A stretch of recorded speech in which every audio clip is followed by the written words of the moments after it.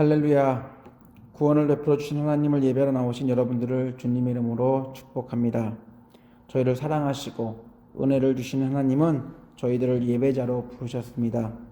하나님을 기쁘시게 하는 예배자로서 신령과 진정으로 예배를 드리는 저희 모두가 되기 원합니다.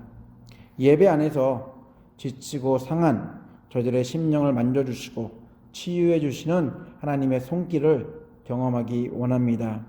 이 시간 저희들에게 들려주시는 하나님의 음성을 통해 격려받아 또한 위로받아 저희들에게 주어진 시간을 잘 살아내는 행복하고 기쁨이 넘치는 그리스도인들 되시기를 바랍니다. 저희들은 행복한 그리스도인 시리즈로 말씀을 나누고 있습니다. 행복한 한 주를 보내셨나요? 하나님은 저희들이 행복하기를 진정으로 원하십니다. 하나님은 저희들이 저주의 삶, 불행한 인생이 아닌 행복한 하나님의 자녀로 살기 원하십니다. 행복하기 위해서 돈과 명예 그리고 건강도 분명히 필요하겠지만 이보다 더 필요한 것은 하나님의 아들과 하나님의 딸로 사는 것. 바로 그것만큼 행복한 것은 없을 것입니다. 지난주 저희들은 영원히 죽음을 피할 수 없는 죄인에서 하나님의 자녀가 되었다는 말씀을 나누었습니다. 저희들의 정체성이 변했습니다. 행복한 그리스도인은 바로 이처럼 신분의 변화에서 시작합니다. 단순히 언어 유희로 말로만 죄인에서 의인, 죄의 종에서 하나님의 자녀라는 신분의 변화를 말하는 게 아닙니다. 법적으로 더 이상 죄인이 아니라는 이야기입니다. 예수 안에서 새로운 피조물이 되었습니다. 예수와 함께 저희들의 죄는 장사 지내고 부활하신 예수와 함께 새 사람이 되었다는 것. 바로 이러한 신분의 변화, 정체성의 변화를 이야기했습니다. 그렇기에 저희들의 정체성 변화는 단순히 언어 장난이 아닙니다. 저희들의 정체성이 변하면서 저희가 죄로 인해 잃어버렸던 그리고 막혀 있었던 행복을 되찾았습니다. 이제 죄를 심판하는 하나님을 두려워하는 게 아니라 하나님을 아버지라 부르는 자녀로 살 수 있게 되었습니다. 솔직히 눈에 보이는 것은 별다른 변화가 없어 보이지만 하나님 안에서 하나님의 통치를 받으며 하나님의 능력을 언제든지 경험할 수 있는 하나님의 자녀가 되었기에 세상은 분명히 변하지 않겠지만 저희들의 언어와 행동, 생각과 마음이 변하면서 이제는 행복한 인생을 살 수 있게 된 것입니다. 돈을 많이 벌지 못해도 높은 지위에 있지 않아도 몸이 연약해도 저희들은 하나님의 자녀이기에 행복할 수 있습니다. 왜냐하면 행복의 기준이 달라졌기 때문입니다. 인간들은 세상에서 죄의 종으로 살면서 하나님을 잊었습니다. 그러나 그렇게 살면서도 불행이 무엇인지, 어떤 게 불행인지 모르고 살아왔습니다. 그러나 하나님은 저희들을 잊기는커녕 어떻게 해서든 저희들을 저주와 불행의 그 고리에서 끊어버리고 그곳에서 끄집어내어 행복한 하나님이 원래 창조했던 그 모습대로 회복시키고자 하셨습니다. 하나님은 이 일을 계획하셨고 그 계획을 자신의 아들 예수 그리스도를 통해 완성하셨습니다. 로마서 6장 17절 18절은 이렇게 말합니다. 새 번역입니다. 하나님께 감사하는 것은 여러분이 전에는 죄의 종이었으나 이제 여러분은 전에 받은 교훈의 본의 마음으로부터 순종함으로써 죄에서 해방을 받아서 의의 종이 된 것입니다. 저희들은 더 이상 죄의 종으로 죄에 매여 불행한 인생을 살 이유가 없습니다. 죄로 물든 인생들의 행복을 위한 하나님의 계획은 예수의 오심으로부터 시작되었고 예수의 십자가로 마무리되었습니다.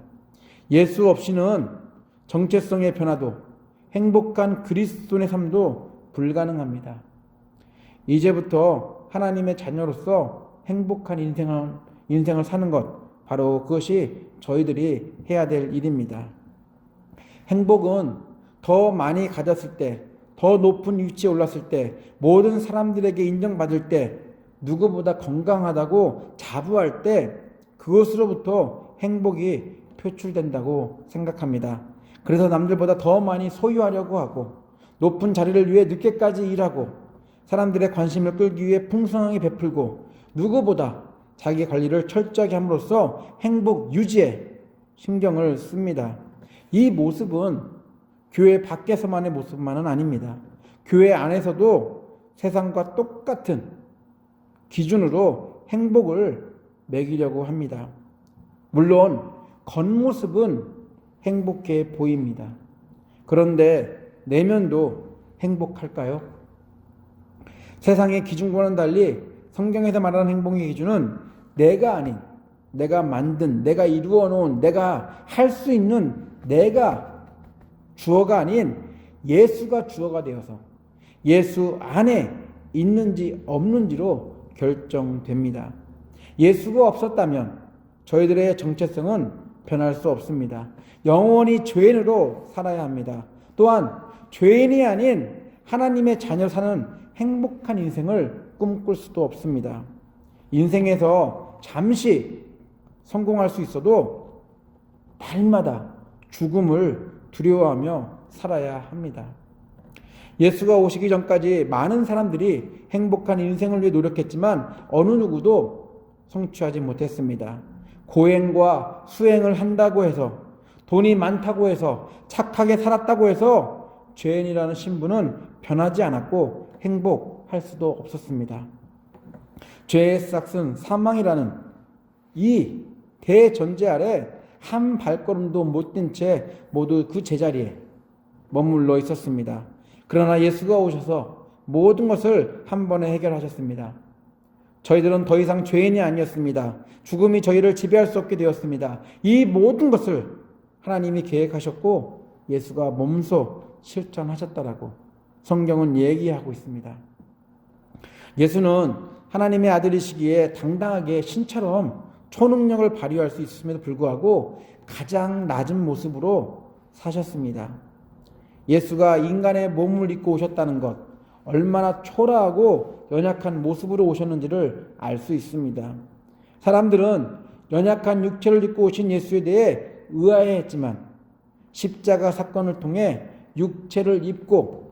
연약한 육체를 입고 오실 수밖에 없었던 그 깊은 의미를 알게 되었습니다.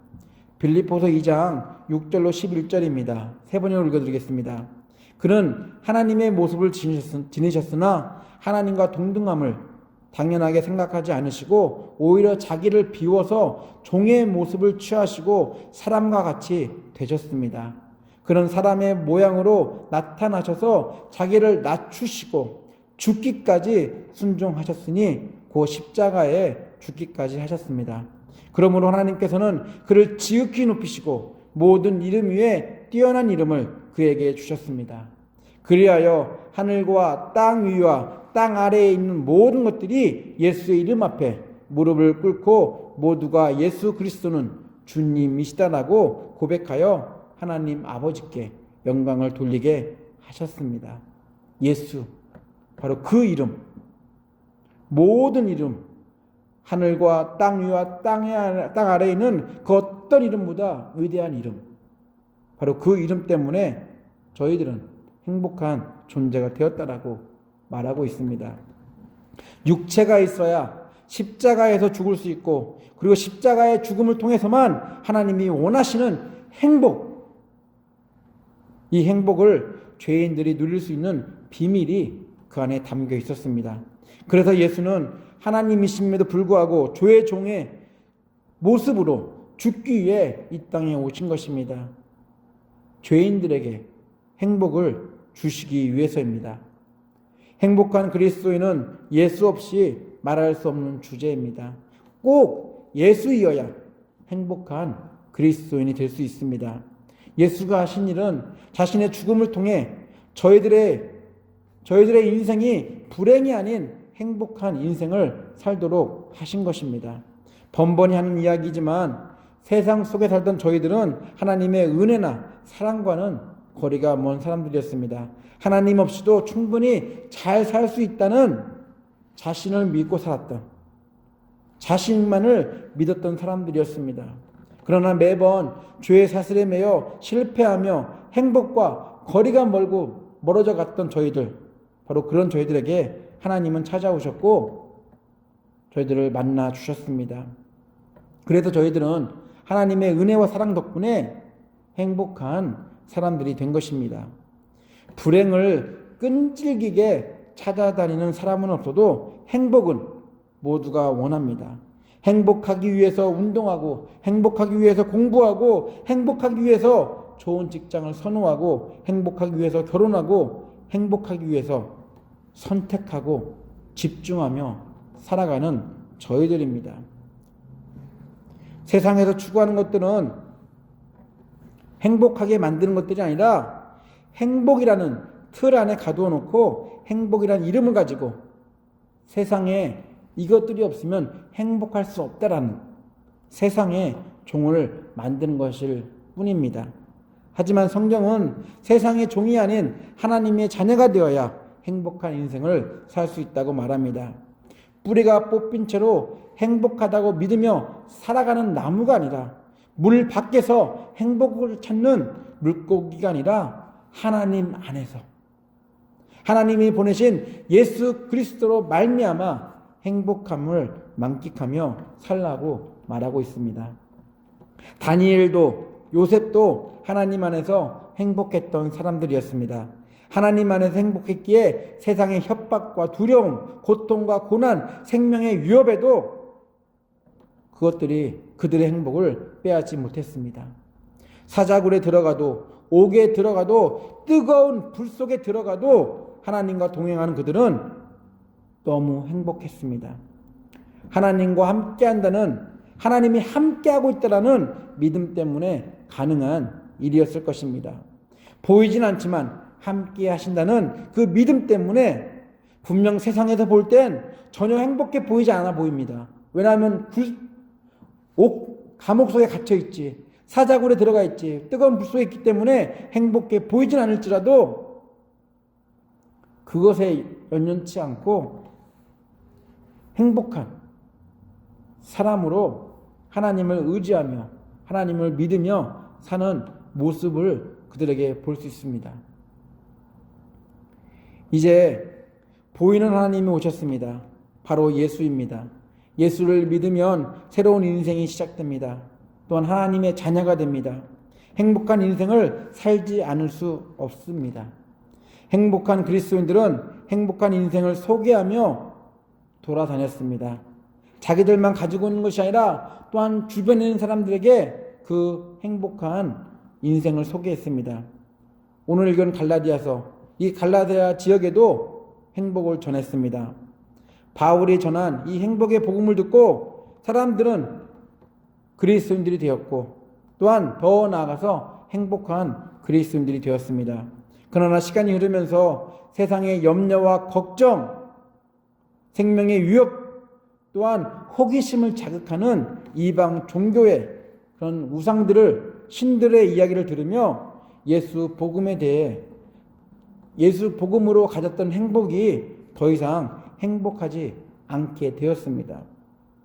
바울은 이러한 갈라디아 지역 성도들의 상태를 듣고 행복을 줄 수 있는 것은 바로 예수밖에 없다라고 강조합니다. 오늘 읽은 본문 뒤에 보면 이렇게 쓰고 있습니다. 1장 6절로 9절입니다. 새 번역입니다.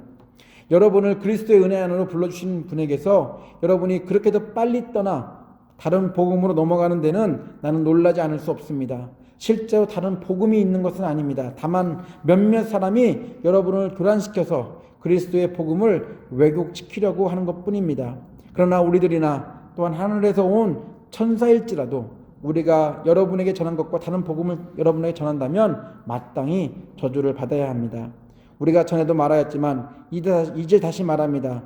여러분이 이미 받은 것과 다른 복음을 여러분에게 전하는 사람이 있다면 그가 누구든지 저주를 받아야 마땅합니다. 바울은 아주 강력하게 경고하고 있습니다. 예수 복음 외에는 다른 어떠한 것도 죄인이었던 저희들에게 행복을 주는 것은 없다라고 말하고 있습니다. 바울은 자신이 예수 복음으로 행복했던 것처럼, 또한 행복한 것처럼 복음을 듣는 모든 사람들이 예수 때문에 행복하기를 기대했습니다. 바울의 경고처럼 예수 외에는 죄인을 행복하게 만드는 복음은 없습니다. 행복은 오직 예수이어야 합니다. 예수 외에 다른 행복을 주는 복음은 없습니다. 오직 그리스도의 복음만이 행복한 그리스도인을 만들 수 있습니다. 이것이 하나님의 뜻이었습니다. 오늘 읽을 말씀 제가 3번을 읽어드리겠습니다. 예수 그리스도께서는 하나님 우리 아버지의 뜻을 따라 우리를 이 악한 세대에서 건져주시려고 우리의 죄를 대속하기 위하여 자기 몸을 바치셨습니다. 하나님께 영광이 영원 무궁하도록 있기를 빕니다. 아멘. 하나님의 자녀로서 행복한 그리스도인이 된 저희들은 저희들을 위해 하나님이 계획하시고 예수가 완성하신 일을 기억해야 합니다. 비천한 저희를 위해 준비된 하나님의 계획과 예수가 하신 일을 기억할 때 삼위일체 하나님께 우리를 너무나 사랑하셨고 우리를 구원하고자 하셨고 우리를 원래의 모습대로 회복시키고자 하셨던 그 삼위일체 하나님께 영광을 돌리지 않을 수 없습니다. 하나님은 저희들의 행복을 계획하셨습니다. 하나님의 계획대로 예수는 죽으셨고 또한 부활하셨습니다. 더 이상 세상이 예수를 죽음에 잡아 놓을 수 없듯이 죄가 하나님의 형상대로 지음받은 저희들의 발목을 잡을 수 없게 되었습니다. 십자가의 사건을 말미암아 이 일이 일어나게 된 것입니다. 그래서 결국 저희는 행복한 그리스도인이 된 것입니다. 예수는 악한 세상에서 저희를 구원하셨습니다. 구원의 의미는 또 다른 세상, 너무나 좋은 유토피아, 그런 상상의 세계로 인도한다는 얘기가 아니라 하나님이 통치하시는 곳으로 인도한다는 것입니다. 그곳에 있게 만든다는 의미를 갖고 있습니다. 출애굽을 통해 하나님이 하신 일은 이스라엘을 애굽에서 가나안으로 인도하신 것입니다. 가나안 땅은 하나님이 약속하신 젖과 꿀이 흐르는 축복의 땅이었지만 그곳에는 애굽 사람보다 더 악한 이방인들이 우상을 섬기는 이방인들이 살고 있었습니다. 그러나 애굽 때와는 상황이 다릅니다. 애굽에서는 하나님의 통치가 아닌 바로의 통치 속에 살았습니다. 그러나 가나안 땅에서의 삶은 하나님의 임재 속에서 사는 축복과 행복한 삶이었습니다. 하나님이 함께 하셨기에 그 어떤 것도 두려움 없는, 가는 곳마다 하나님이 그 땅을 밟게 하시고 그 땅을 차지하게 하신, 그리고 그들의 모습들은 행복한 모습들이었습니다. 하나님만 신뢰하고 믿는다면 행복한 삶은 따놓은 것입니다.